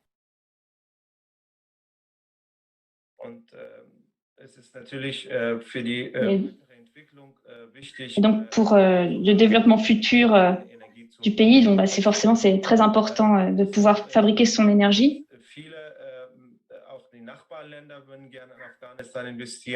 Donc il y a beaucoup de pays voisins qui aimeraient bien investir en Afghanistan.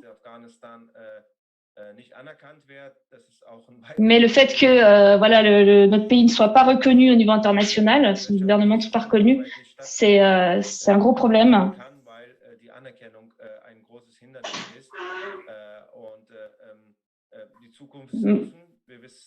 Donc le futur est ouvert, on ne sait pas, personne ne pourra dire que ce qui va se passer à l'avenir dans notre pays. Donc traduction en anglais. Future development Afghanistan has to develop its energy production, whether it's water power or renewables or whatever. Another problem is that there are many. Donc effectivement, donc il y a beaucoup de pays voisins qui aimeraient investir en Afghanistan. Mais l'un des obstacles majeurs à ça, voilà, c'est le fait que le gouvernement afghan n'est pas reconnu au niveau international. Donc beaucoup de ces investisseurs n'ont tout simplement ne savent en fait pas, ils ne savent pas vers qui se tourner. Ils cherchent des personnes qui puissent représenter l'Afghanistan et qui seraient reconnues au niveau international, et en fait il n'y a personne.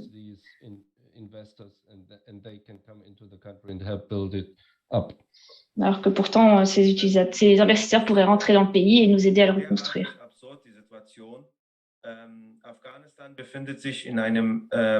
Donc l'Afghanistan se trouve dans une situation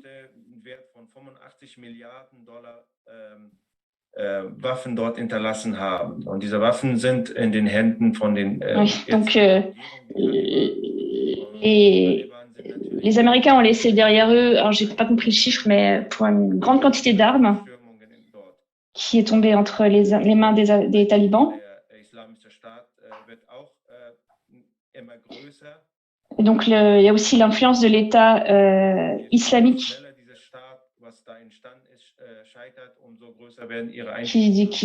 qui ne cesse de croître.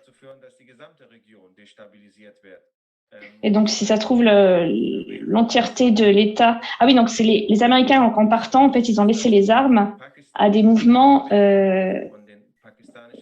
islamistes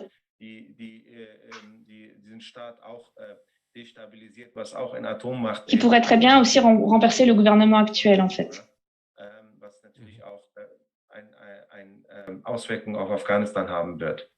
The situation is completely absurd because la situation est complètement absurde car les puissances occidentales, quand elles ont quitté le pays, donc ils ont laissé pour 55 milliards d'armes entre les mains, enfin ils ont laissé toutes ces armes-là dans le pays. Donc créer une situation d'ingouvernabilité et qui augmente l'influence de groupes encore plus radicaux que les talibans, comme l'État islamique. Et donc au Pakistan, il y a aussi des talibans. Et donc ils sont en train de se battre contre le gouvernement pakistanais. Pourtant, le Pakistan est un pays très peuplé et qui possède l'arme nucléaire. Donc, c'est toute la région, en fait, qui est en train d'être déstabilisée par tout ça.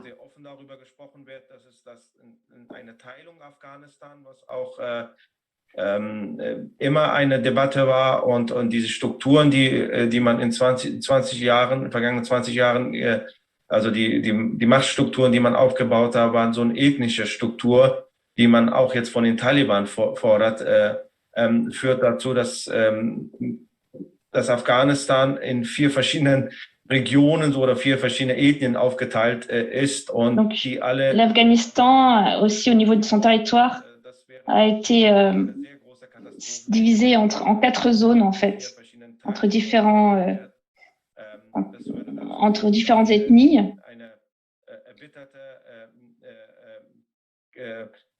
Donc ça, c'est le résultat des 20 dernières années d'occupation américaine.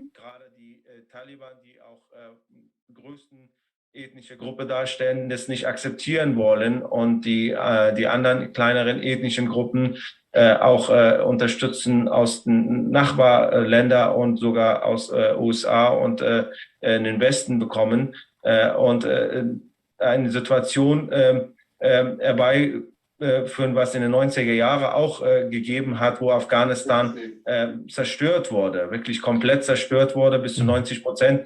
Donc l'Afghanistan a été complètement détruit.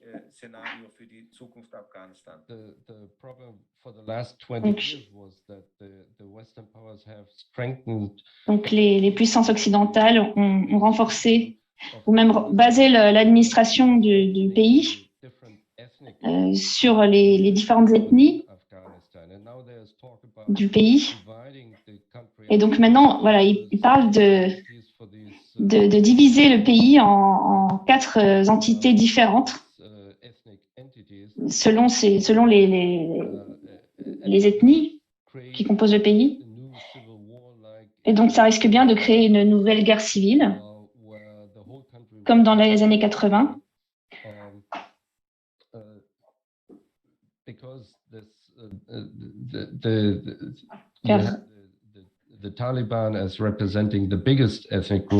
Car les talibans représentent le groupe ethnique le plus grand. Ils ne seraient pas d'accord avec ça, donc avec cette division du pays. Et donc voilà, ça jetterait tout le pays dans une nouvelle guerre civile. So let's turn next to Merci. Yeah. Donc maintenant, donc à toi, Denis. Donc il se trouve que j'ai ce livre dans ma bibliothèque, L'industrialisation de l'Afrique, un livre qui a été fait par la Fondation d'énergie pour la fusion, créée par Helga. Donc en 88. Donc c'est intéressant de regarder où on en est aujourd'hui. Donc Helga a mentionné son intervention en 78 contre Rockefeller à Bucarest. Et je crois que c'est cette même, si je ne me trompe pas, cette même événement où Helga a été chassée de la salle par Margaret Mead, qui voulait la taper avec son parapluie. Donc tous ces gens-là qui représentent les élites malthusiennes. Donc contre le club de Rome qui était poussé par ces malthusiens, et là Helga a fondé le club de la vie pour défendre l'idée que le plus il y avait d'êtres humains sur Terre, le mieux c'était. Car on est capable de se réinventer et d'augmenter la quantité de ressources grâce à ça.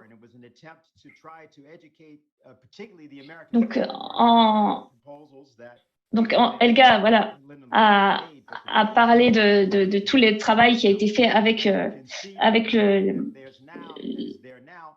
le département d'État américain en 84 autour de l'initiative de défense stratégique développée par LaRouche.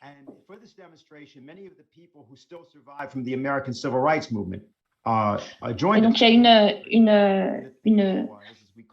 une manifestation qu'on a organisée avec beaucoup d'anciens membres du mouvement de Martin Luther King. C'était en 85. Et donc l'idée, c'était de développer l'Afrique, de permettre le développement de l'Afrique. Donc c'était toute cette idée de créer une révolution dans les capacités de l'humanité et de faire un système de défense qui coûterait moins cher en fait que de s'entretuer. Si on regarde aujourd'hui ce qu'on a développé comme idée d'une plateforme pour la santé au niveau international, donc dans le contexte de la pandémie de Covid, donc ce qu'on voit c'est que malheureusement on a trouvé ça normal finalement qu'il y ait plein de personnes qui meurent dans cette pandémie. Et nous, donc ce qu'on dit, c'est qu'il y a des millions en fait, de personnes sur cette planète qui ont besoin non seulement d'être soignées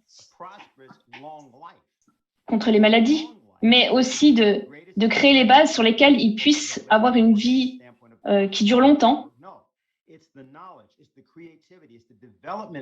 Et comment on crée ces conditions-là?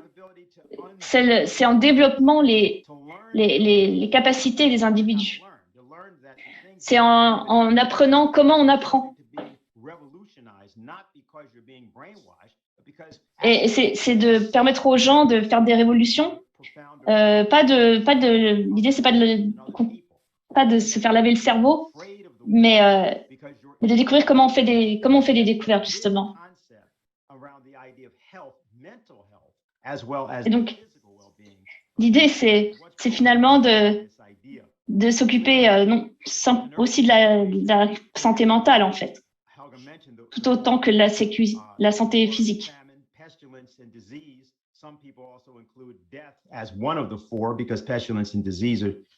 Là, il parle des 4 chevaliers de l'Apocalypse comme une métaphore.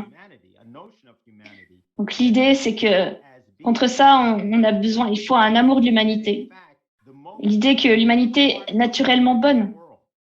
Et qu'en fait, c'est l'une des dernières créations du monde du vivant, l'une de ses plus inventées.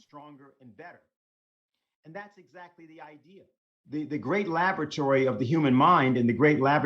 les grands laboratoires de l'esprit humain. Donc l'idée, c'est est-ce qu'on peut s'unir autour des meilleures conceptions?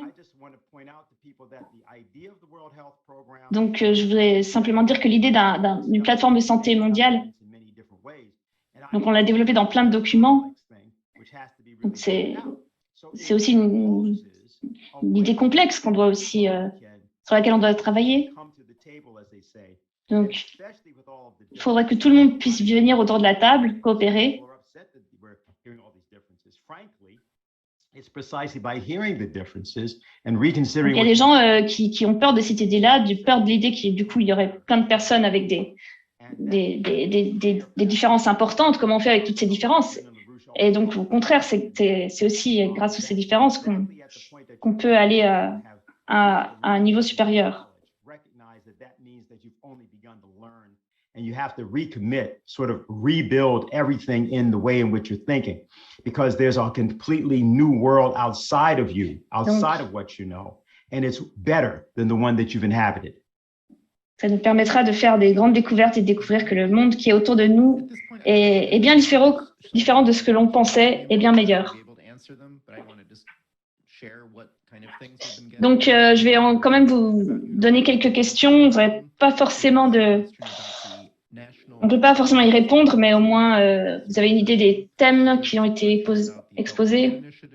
Donc, il y a les questions sur la nouvelle route de la soie, des questions sur les problèmes du revenu. Il y a une autre personne du Nigeria qui a dit qu'elle soutenait l'idée d'un mouvement international de jeunes pour l'Institut Schiller.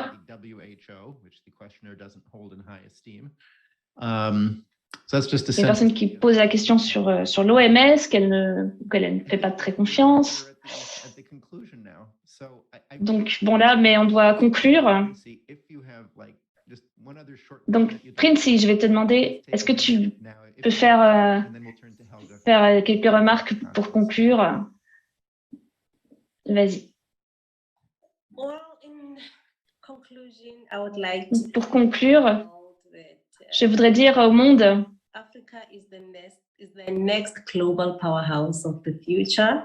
que l'Afrique sera la prochaine centrale énergétique du monde.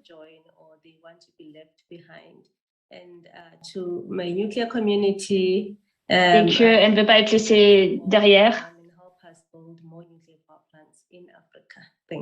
Et donc, je vous invite tous à aider à construire plus de centrales pour faire de l'électricité en Afrique. Donc, merci. Maintenant, c'est le tour de Helga qui va conclure notre conférence.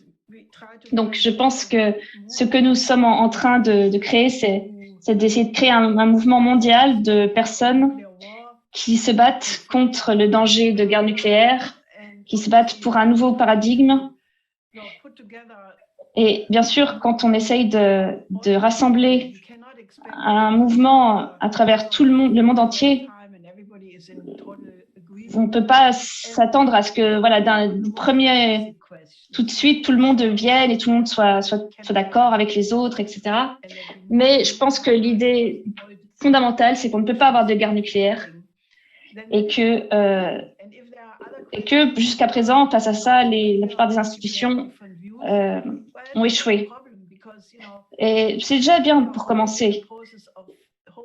Et les gens, à part ça, peuvent avoir on a des idées différentes, mais ce n'est pas un problème. Donc, Denis, c'est important ce que tu dis sur le fait de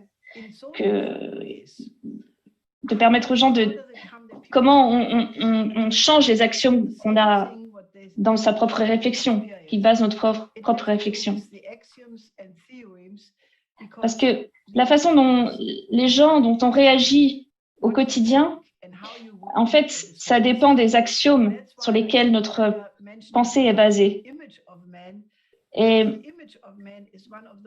c'est pour ça que Larouche parlait beaucoup de l'image de l'homme qu'on a. Et c'est l'un des axiomes les plus importants. Comment est-ce qu'on conçoit l'être humain? Donc, est-ce que c'est ce qui va déterminer si vous pensez que c'est normal ou inévitable qu'il y a un petit groupe de gens qui vont avoir des privilèges et exercer le pouvoir sur les autres?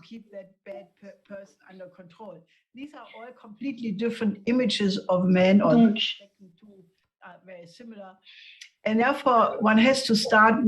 donc, on doit commencer avec ces idées fondamentales, avec ces axiomes fondamentaux.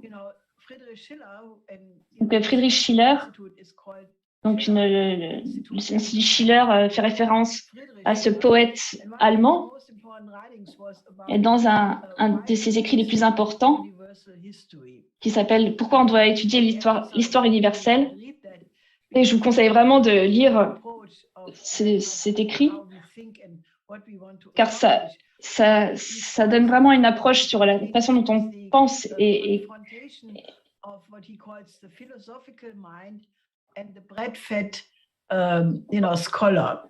il montre dedans la confrontation entre l'esprit philosophique, donc ce qui est ceux qui étudie, il étudie un système, il étudie une matière et il cherche à l'amener à un niveau où c'est plus proche qui est plus juste, plus vrai.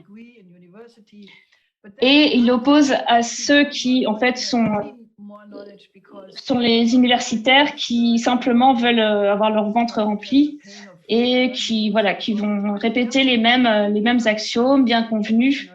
Parce qu'en fait, lui, il s'en fiche de chercher la vérité. Lui, il est là pour simplement être tranquillement installé à sa place et ça va devenir les personnes les plus réactionnaires.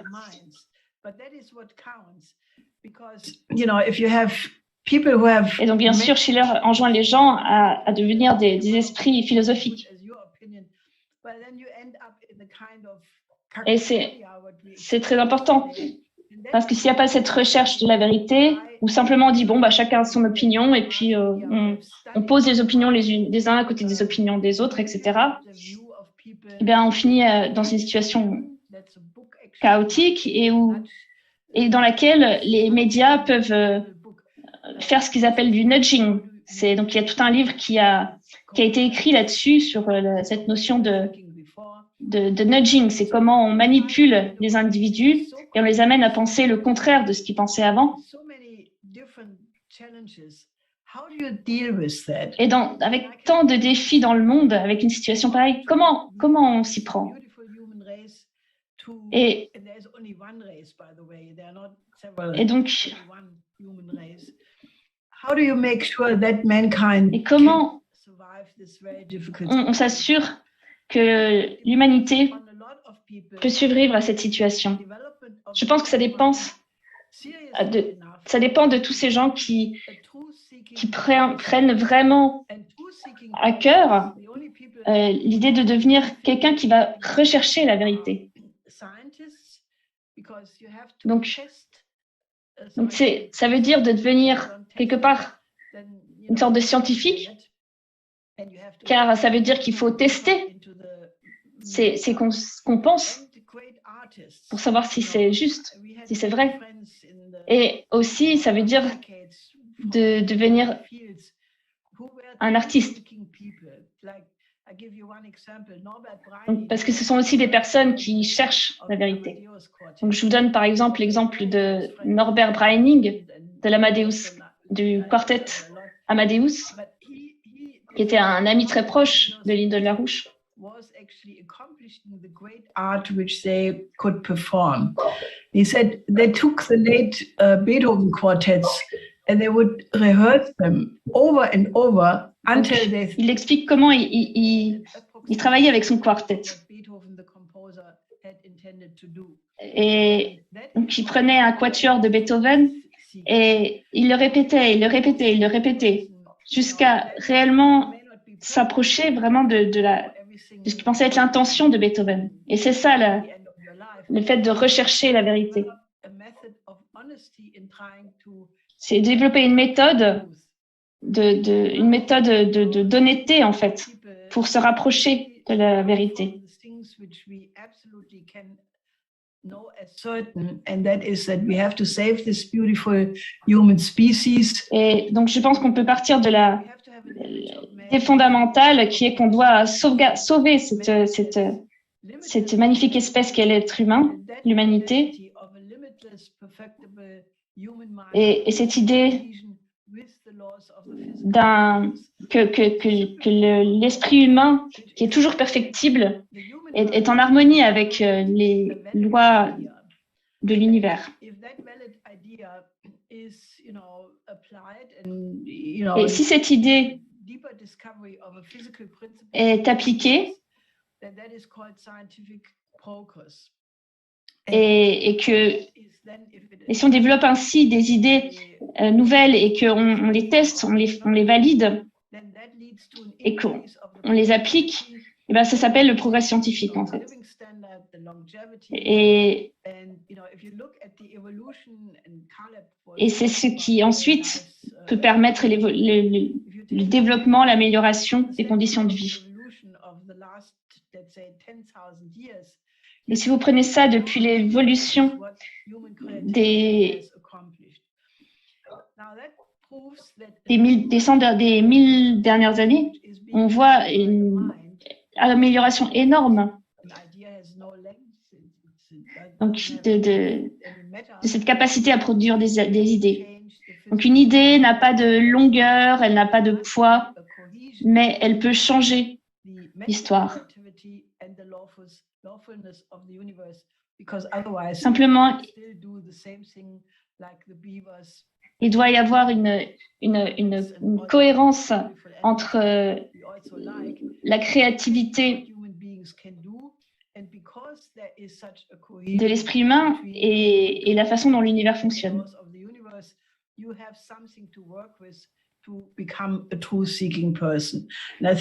vous recherchez ça, vous avez une base pour devenir quelqu'un qui soit vraiment à la recherche de la vérité. Merci beaucoup. Merci à tous nos orateurs. Merci à Princey. Merci à Minwise Kopal. Merci à Denis Speed. Merci à Helga Zepp-Larouche. C'était le dernier panel de notre conférence.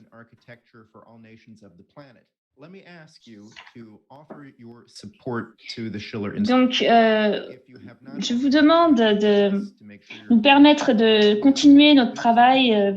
On fait des contributions à l'Institut Schiller. C'est grâce à vos dons qu'on permet d'organiser ce genre d'événements et d'aller beaucoup plus loin. Donc, vous pouvez aller sur le site de l'Institut Schiller, institutschiller.org, et faites un don, faites une contribution. Et merci beaucoup à tous d'avoir suivi cette conférence. À bientôt.